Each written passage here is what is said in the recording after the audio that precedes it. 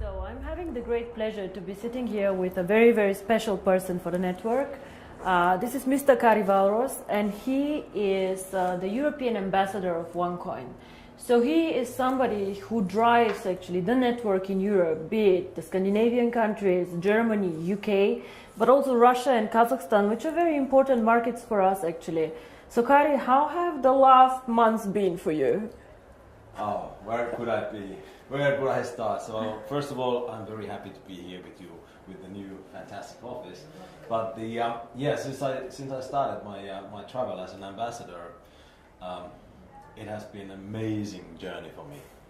I've been a kind of a rock star in this industry long time, but actually this is created me first time in my life to be a little bit humble, but absolutely honorable to have to work with the people, because I never seen so many happy people in my life ever. So wherever I arrive, people are happy and smiling and very polite, and it feels like a big family which is being created all around. So it's been an amazing experience so far. So I know you want to ask me some questions, but before we do this, I want to ask you one. We all know that I'm more a financial person and not so much in the network, but share with me, why do you think people like OneCoin so much? What is the reason that they get excited by the concept and like it?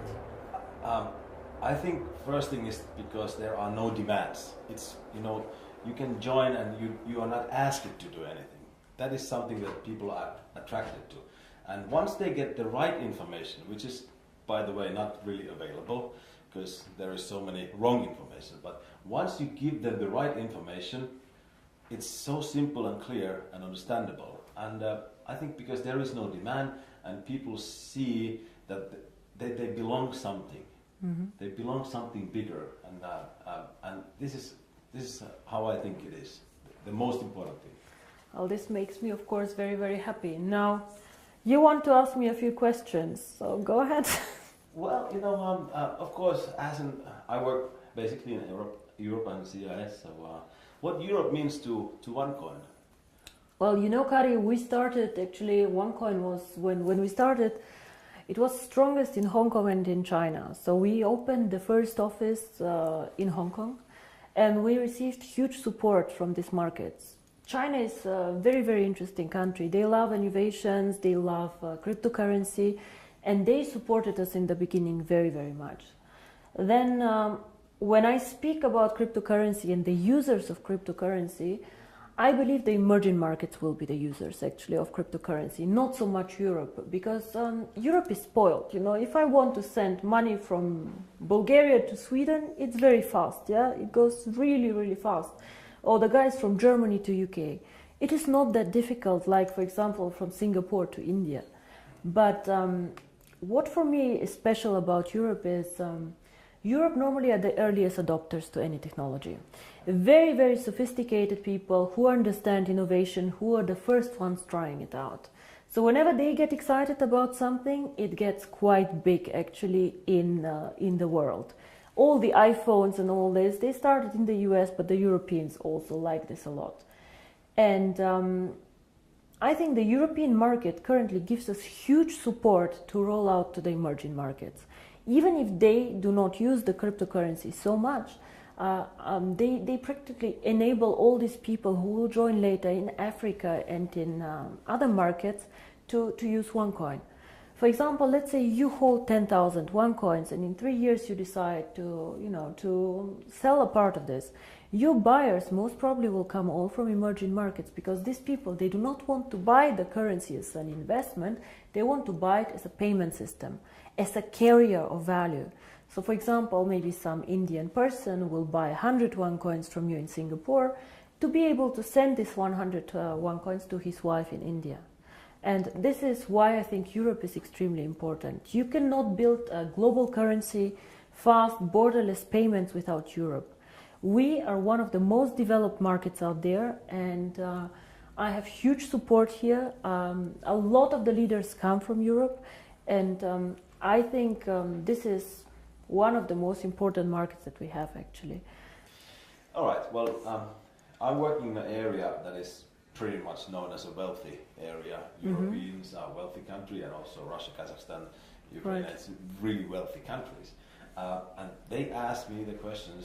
Well, I know how I answer, but what is it? Because they are limiting the coin sales. So what is your answer to that? That why we are limiting the coin sales so drastically? I see. How they think that so your question somebody is, wants to sell more coins. So your question is, some of us mine coins and they go to the internal exchange, and some of us sell coins and buy coins. Yeah. So as OneCoin, as I say, is 1 year old, first of all. It's not like Bitcoin. It is not a liquid market yet. So it means that there might be a day where we have huge demand for coin sales or huge demand for coin buying. And this is why we as a company always say buying and selling the coin should never be a reason why you join. The coin actually needs to be used. So we need to have some time, and I say always it's 3 to 5 years until we really manage to have a usability and a liquid market where you can do unlimited sales and buying actually on the market. Until then, Kari, if you do not have limits, for example, what can happen is that one person with a huge sales order or huge buy order can distort the price a lot. And this is what happens to Bitcoin often. I don't know if you see all this going up, down in a very, very big amount. And this is called volatility, and we do not want to have a very big volatility for our coin. People do not understand how it can be that Bitcoin today is worth $500 and tomorrow only $400 within a day. This is very disturbing, and if you are a merchant who takes Bitcoins, you don't want to have this. Because you want to be sure that if you take a Bitcoin today, it will not be valued 20% or 30% less tomorrow. Of course, you're very happy if it's valued 30% more, but it goes both sides. Absolutely, yeah. So cryptocurrency is one of the riskiest assets actually out there. High volatility, low liquidity on the markets. So for us to achieve a high liquidity, we need to work first on the value creation of the coin, on the liquidity, and it will take time. So all these people, why we have created this exchange? We have created it so people can learn to trade it, but it's not a self, the idea is not just that we go buy and sell the coin there, but we wait for the usability of the coin. This coin is very, very young. We have so much way to go, but we have created miracles already. So I'm looking very, very positive into the future. But remember, the internal exchange is demand and supply. So you have to find somebody who wants to sell coins to buy, and the other way around. So the company itself is not obliged to buy back your coins or to sell your coins. If I don't have coins, I cannot sell them. Yeah? And as a company, we do not buy back the coins. So it's always you selling your coins to somebody else or somebody else buying from you. Don't forget also a bit the time differences. When China sleeps, you're awake, and so on. So sometimes, as I said, the market is not liquid and not efficient yet. And then the other question is, which relate to that, is that how is the value created? Now, there are two questions I think inside here. First is what is the value of cryptocurrency, and the second is how do we determine today if one coin is valued €1, €2, or €5? Yes. So we have a concept which is called mining difficulty. And there are calculators out there on the internet for Bitcoin. Everybody can Google them. You just Google Bitcoin mining difficulty calculator and you see how this is calculated. It's a very, very simple thing. You calculate, one is electricity costs for the mining, and the second is computer power. So to mine a coin, you need obviously a computer to do some calculations and electricity to get the computer running. So depending on these two things, the mining difficulty grows or goes down. It goes both ways. It can go up, it can go down. The more miner join, however, the more people who want to mine, the higher the mining difficulty goes. Because more of them are in the pools. And this is, of course, what happens to OneCoin. So you can simulate this with these calculators. It's nothing that OneCoin invented. And this is how we today measure the value of the coin. Yeah? So we say if it costs us €5 to create the coin due to electricity, the servers and the computer power, this is what we think is the appropriate price. Of course, it fluctuates up and down based on demand and supply, but always in a corridor actually that we have set. So this is how we determine the price today. And the second question that you had actually is, but one day we go to the open market, so how do we know what is the value of this cryptocurrency? Why is Bitcoin worth $400 and not 1,000 or whatever? And here, in my opinion, there are two things how we determine the value of cryptocurrency. Cryptocurrency is not backed up by anything. We know this. So it's actually worthless. So it's not backed up by gold. It's not backed up by any other asset. OneCoin is not backed up. Yeah? Bitcoin is not backed up. But there's still value inside, and I tell you why. One is, first of all, the brand. Bitcoin currently have a very strong brand.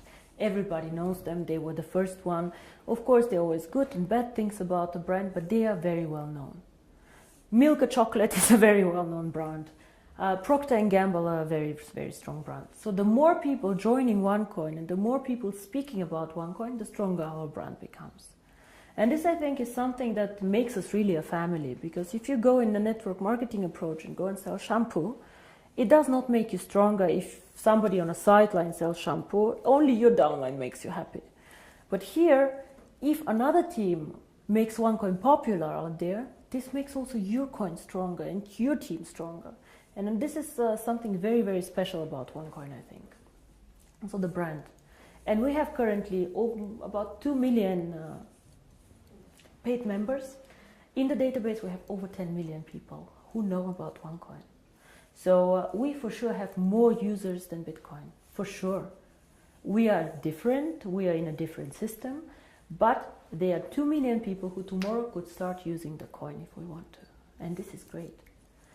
So this is one part of the value, but most people use Bitcoin currently as value storage, like gold. I put it in the safe and I keep it there, which is okay, but a bit of a dangerous concept. Everything that goes up can also go down, and you're not special. You know, and if you're not special, why use OneCoin? Why not use 2 coin, 3 coin, dark coin, or not? So we are probably one of, or probably the only company who focuses so much on usability of cryptocurrency. Why cryptocurrency? How can it change the world? And our 2 slogans are the future of payments or join the financial revolution. We believe that actually cryptocurrency can be a vehicle for money transfers. So for example, as you do Western Union transfers, you can use cryptocurrency to do a transfer. Fast, borderless payments. And there's a huge demand for this. 2 billion of people have no bank account. 2 billion. Of course, we cannot capture all of them. But again, if we capture only 10 million or 100 million people, it's a network. It grows so fast. We see what happened, you know. December 2014, I was sitting at my desk and I had a bet with Per Carlson, who is not here anymore, if we will manage to have 10,000 people. And we did a huge celebration with 10,000 people. Today we have 2 million after 12 months. It is incredible, and this is the network effect. The more people know about OneCoin, the more they will come and the stronger the brand becomes. Everybody talks about MLM today, that it's pyramid, whatever you call it. For me, I have worked with this for a very long time. For me, it's one of the biggest industry today in the world. But if I ask you, why did you choose to do MLM, to build this company up? I know that you have a background in financial everything, but why did you do this? It was not an easy decision, first of all, to do network marketing. When I started OneCoin, my vision was to do cryptocurrency. And outside in the industry, I did not know the industry well, to be honest. I knew some people who were working there and who are either personal friends or good acquaintances, so who I trusted. But what I saw in the beginning were some companies who really went bankrupt in a bad way, owing money to their members, money to their people. But I also saw some mainly product-based companies who were doing a very, very good job out there and an impressive track record. So I saw that not everybody is bad or not everybody is good. So it's an interesting industry. Why I chose it for my cryptocurrency? I believe that we as a cryptocurrency can be only successful if we have many users in a global network. And to be honest, I did not see a better distribution model for this. I did not see another way to attract people in to the cryptocurrency and these people to be spread out geographically so well. OneCoin can work only if it does cross-border payments. So if I have OneCoin only in China or only in Europe, it will not work well. We need the emerging markets, which is Asia, Thailand, Philippines, India, Africa, very, very interesting. These are the users of the coin. And if I would have gone in a traditional way, let's say with an IPO, with big investment funds, these people can buy, let's say, 100 million of coins, but they keep them, they do not use them. So for me, it was more important to get many, many users, even with a small investment sum or with a small sum that they want to participate with, but spread out geographically.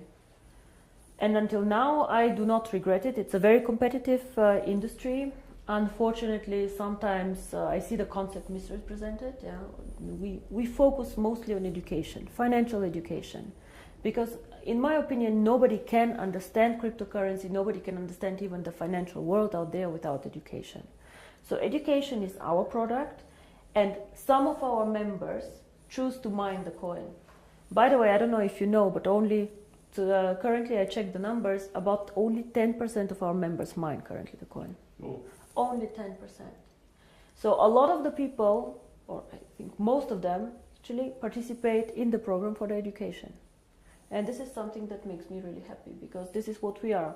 We would like to foster a financial revolution, and financial revolution always comes with knowledge, education, and I think this is a very, very big part of the company. Now, Per, you asked me about the future of the network once all coins are mined.